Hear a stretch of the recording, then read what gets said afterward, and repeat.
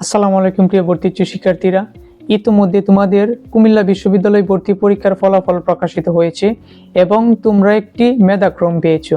আর এই মেধাক্রম দিয়ে তোমাদের কি আদৌ সাবজেক্ট আসবে কি আসবে না, এবং আসলেও ঠিক কোন ধরনের সাবজেক্ট আসতে পারে সেই সম্পর্কেই থাকবে বিস্তারিত।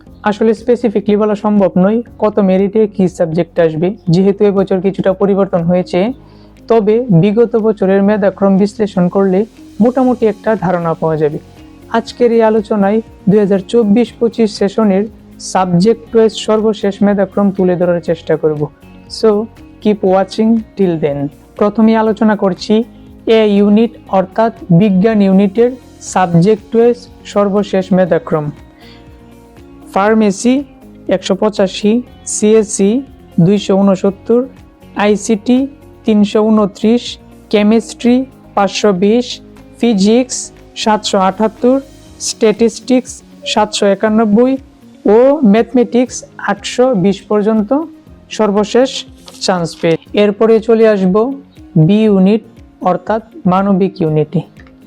মানবিক ইউনিটে মানবিক থেকে সর্বশেষ 523, ব্যবসায় শিক্ষা 119, বিজ্ঞানে 186, যেখানে মানবিকের সাবজেক্ট ওয়াইজ ছিল লতে 60 পর্যন্ত, English 158, economics 151, Bangla 339, public administration 275, এমসিজে 356, anthropology 505 এবং সর্বশেষ আর্কিওলজি 523 পর্যন্ত চান্স পেয়েছিল। আজকের সর্বশেষ আলোচনার টপিক হচ্ছে সি ইউনিট অর্থাৎ ব্যবসায় শিক্ষা ইউনিটের।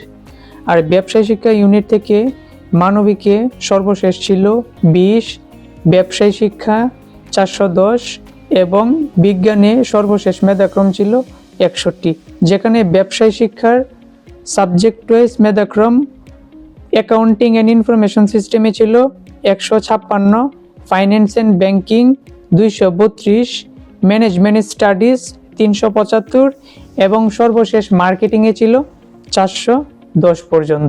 সবশেষে কিছু গুরুত্বপূর্ণ কথা বলছি। যেহেতু এবছর আসন সংখ্যা কমানো হয়েছে, সেক্ষেত্রে ধারণা করা যাচ্ছে যে গতবারের তুলনায় এবছর সর্বশেষ মেধাক্রম কিছুটা কমে আসতে পারে। সেক্ষেত্রে আমি সাজেস্ট করব যাদের মেধাক্রম এর আশেপাশে নেই তারা সামনে গুচ্ছের জন্য প্রিপারেশন নেও। আর কুমিল্লা বিশ্ববিদ্যালয় সম্পর্কিত কোনো প্রশ্ন থেকে থাকলে কমেন্টে তা জানাতে পারো। সবার জন্য রইল অনেক অনেক শুভকামনা।